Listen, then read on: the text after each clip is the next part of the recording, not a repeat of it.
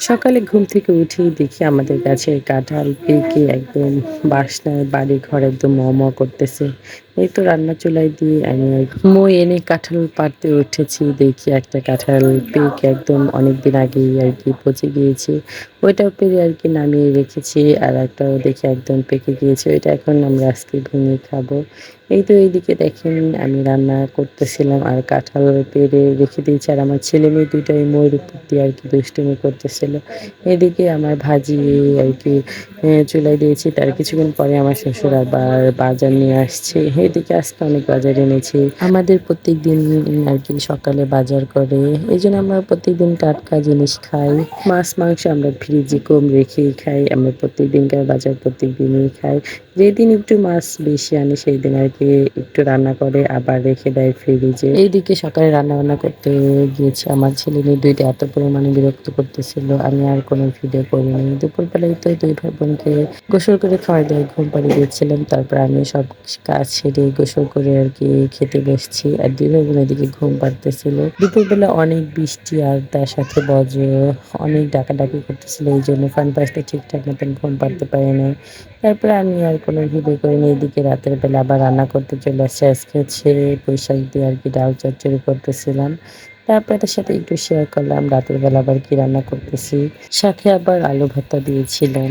এদিকে বাসায় কেউ ছিল না। ওর দাদি আর ওর ফুপি আরকি আয়াসের জ্বর আসছে। এজন্য ডাক্তারের কাছে নিয়ে গিয়েছিল রাজবাড়িতে। রাজবাড়ি থেকে আসার সময় অনেক ফল, আম এইগুলা নিয়ে আসছি। আর আমাদের বাড়ির ছেলে-মেয়ে এগুলা কোনটা থেকে কোনটা খাবে তারা খুঁজে পাচ্ছিল না। ১ম এ তো আরকি চকলেট ধরেছে।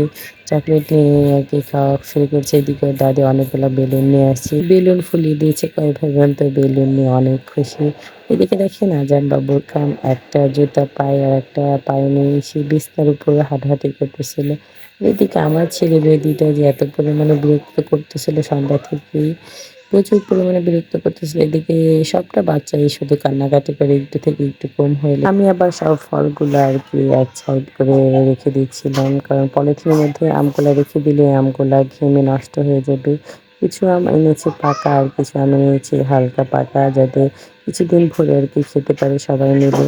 একসাথে সব পাকা আম আনলে কি হবে? নষ্ট হয়ে যাবে, পচে যাবে, খাওয়া শেষ হবে না। তার জন্য আরকি ২ পদের আম এনেছি। এদিকে আপেল, মাল্টা, বেদেনা, লিচু আর ওইদিকে দেখেন পোলাপানগুলা বেলুন নিয়ে ব্যস্ত হয়ে পড়েছে। আর ওর দাদি একটা, একটা করে ফোলাচ্ছিল আর ওদেরকে দিচ্ছিল।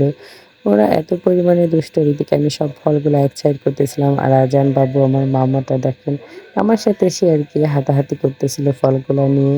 আমিও আরকি সবগুলা এক সাইড করে রেখে দিলাম। সবকিছু রাখার পরে ভাবলাম একটা আম খাই দেখি। পোলাপানের জন্য এখন আমও খেতে ইচ্ছা করে না। কারণ ওদের সাথে সারাক্ষণ চিল্লাইতে, চিল্লাইতে এখন কোনো কিছু খাওয়ার মুড থাকে না। এই তো আমটা আমি খাওয়া শেষ করলাম। মাশাআল্লাহ আমটা ভালোই মিষ্টি ছিল। এই তো আমটা খাওয়া শেষ করে আমার ছেলেটা আমার কোলের উপরে উঠে বসছে।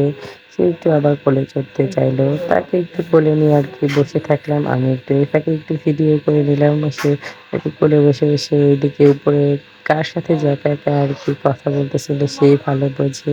আয়াসের হচ্ছে জ্বর আসছে এজন্য আরকি মালটা নিয়ে আসছে বেশি করে যাতে সে খেতে পারে আর জ্বরটা কমে যায় দেখে। তার মালটাগুলা কেটে দিয়েছে আর আমাদের বিচ্ছু বাহিনীগুলো তাকে হামলা করেছে মালটা খাবে বলে। সন্ধ্যার পর থেকে তারা কয় ভাই বোন একটার পর একটা খেতেই তালে থাকে। এই তো ভিডিওটা এই পর্যন্ত। সবাই ভালো থাকবেন, সুস্থ থাকবেন। ভিডিওটা কেমন লাগলো সবাই কমেন্টে জানিয়ে যাবেন। আর নেক্সট কোনো ভিডিওতে আবার দেখা হবে। আল্লাহ হাফেজ।